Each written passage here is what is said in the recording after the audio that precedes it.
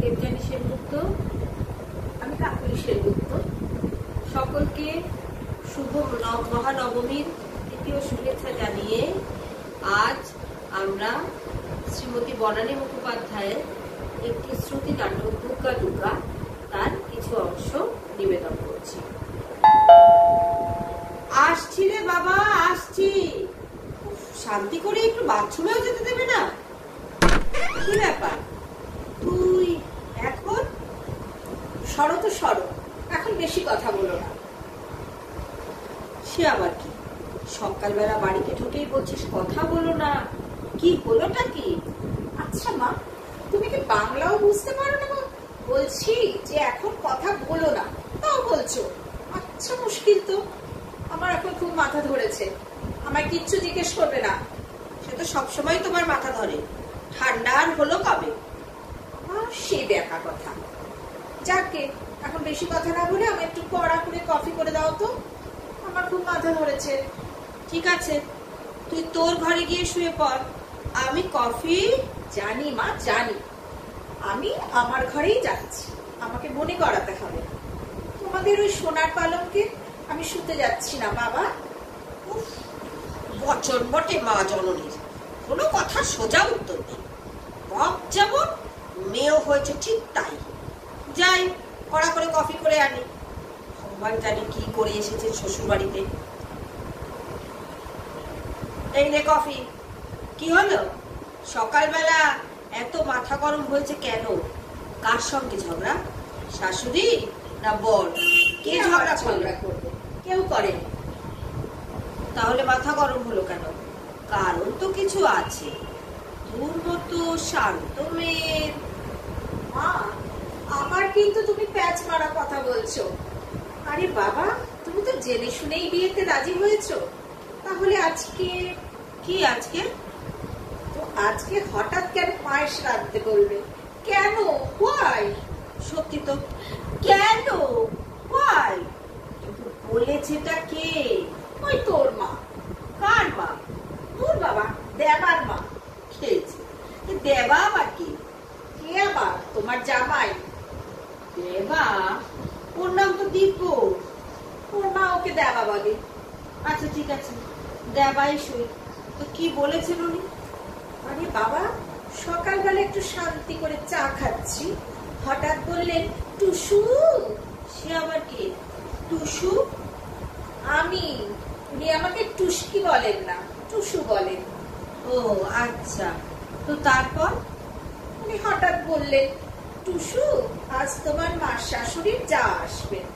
আমি তো বুঝতেই পারলাম না, কেই বা মার শাশুড়ি, কেই বা তার যা। জিজ্ঞেস করলি না কেন? বললাম তো, বললাম। এনারা কে? উনি একটু অবাক হয়ে বললেন, মার শাশুড়ি মানে আমার দিদি, দেবার বড় মাসি, ওনার যা। তিনি আসবেন তোমায় দেখতে। বিয়ের সময় তো আসতে পারেননি, তো তাই আমি শুধু ও বলে চা খেতে লাগলাম। তো মাথাটা গরম হলো কেন? তারপরে তো উনি মেন অস্ত্রটা ছাড়লেন। অস্ত্র? ও বাবা, মানে আনাজ কাটা ছুরি? বলিস কি, লাগেনি তো? মা, উল্টো পাল্টা কথা না বলে আসল কথাটা শুনবে। উনি বললেন যে ওনার দিদির যা নতুন বউয়ের হাতে রান্না করা পায়েস খাবে, আবদার কত। খেয়েছে। তুই কি বললি?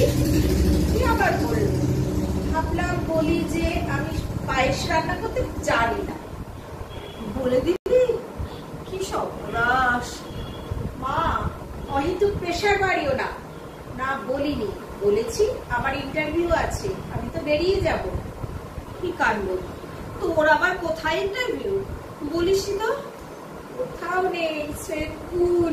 ওমা, সে কি সকালবেলা মিথ্যে কথা বললি? ছি, তো উনি কি বললেন? বললেন তাই নাকি? আগে বলনি তো, কোথায় ইন্টারভিউ?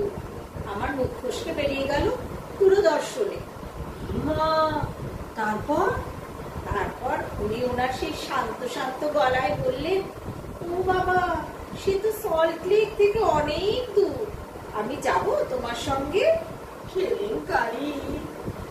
দেখো মা, তুমি যদি আমার প্রত্যেকটা কথার পরে কি কাণ্ড, সর্বনাশ, কেলেঙ্কারি, এই মরেছে, ও বাবা, এইরকম সারাক্ষণ করে যাও, তাহলে কিন্তু আমি কথা বলবো না, এই বলে দিলাম। আচ্ছা আচ্ছা, আর বলবো না, তুই বল। বাড়ি থেকে তো বেরিয়ে পড়লাম, কিন্তু যাবো কোথায় ভাবতে ভাবতে তোমার কাছে চলে এলাম, বুঝলে? বেশ করেছিস, এখন একটু শুয়ে থাক। আচ্ছা, একটা কথা বলি, তুই দূরদর্শনে যাচ্ছিস না, যদি কেউ তোকে জিজ্ঞেস করতো যে কোন পোস্টের জন্য, তাহলে কি বলতিস? কি আবার বলতাম যে নিউজ রিডারের জন্য। কেন? কলেজে পড়ার সময় 3 বছর আমি সতীনাথ স্যারের ক্লাস করিনি? সতীনাথ মুখার্জি। তুই সতীনাথ মুখার্জির কাছে গান শিখতি? কবে? সত্যি গান নয়, কবিতা, শ্রুতি নাটক, নিউজ রিডিং। ও বাবা, উনি এসবও শেখাতেন? জানতাম না তো। আরে বাবা না, ইনি সেই সতীনাথ মুখার্জি না। উনি তো নাটক করেন, কবিতা বলেন, খবর পড়েন। তুমি তো রেডিওতে ওনার নাটক শুনতে খুব ভালোবাসো। ও মা, তাই তো, আমার ভুল হয়ে গেছে। ফলটা কি দারুণ না? তো ওখানে তুই খবর পড়াও শিখেছিলি? আমি তো ভুলেই গেছিলাম। হ্যাঁ, শিখেছি তো। আচ্ছা, তো এবার কি করবি? মানে ফিরে গিয়ে? এখনো সব জানি না, আগে চান করি তারপর। ঠিক আছে, যা চান করে আয়, তারপর খেতে খেতে কথা হবে। যা। পরবর্তী অংশ শোনার জন্য আমাদের সাথে থাকুন। নমস্কার।